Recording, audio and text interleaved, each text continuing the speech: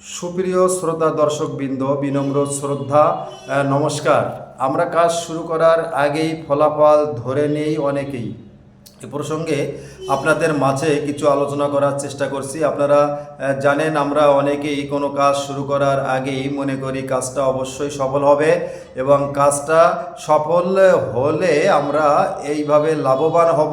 আমাদের বিভিন্নভাবে আমরা আমাদের সফলতা অর্জন করব। অর্থাৎ কাজ শুরু হয়নি কিন্তু আমরা লাভের চিন্তা ভাবনা করি এবং আমরা ধরেই নেই ফলাফল সফল হচ্ছে এবং ফলাফল আমাদের পক্ষে আসছে। যেমন বাংলায় একটা প্রবাদ বাক্য আছে, সেটা হচ্ছে ডিম ফোটার আগেই আমরা মুরগি গণনা শুরু করি। ডিমটি আসলে ফুটবে কি ফুটবে না, বাচ্চা হবে কি হবে না, সে চিন্তা ভাবনা আমরা না করে আগেই গণনা করি ডিম থেকে কতগুলো মুরগি হবে এবং সেই মুরগি আমরা বিক্রয় করব, আমরা লাভবান হব, টাকা হবে এবং আমরা মাংস হিসেবেও মুরগি খাবো। আমরা এই চিন্তা ভাবনা করি। অর্থাৎ কাজ শুরু করার আগেই আমরা যারা ফলাফল ধরে নেই তাদের মনে রাখতে হবে, আপনি যদি কাজ শুরু করার আগেই ফলাফল ধরে নেন অথবা আমরা যদি কাজ শুরু করার আগেই ফলাফল ধরে নেই, লাস্টে দেখা গেল, সর্বশেষে দেখা গেল কাজটাই হলো না, আমরা সফল হলাম না, তখন কিন্তু কষ্ট পেতে হবে এবং যে ফলাফলের কথা আমি চিন্তা করছি সেটা হয়নি, বরং উল্টোটা হয়ে গেছে, তখন কিন্তু আমাদের পরাজয় হবে।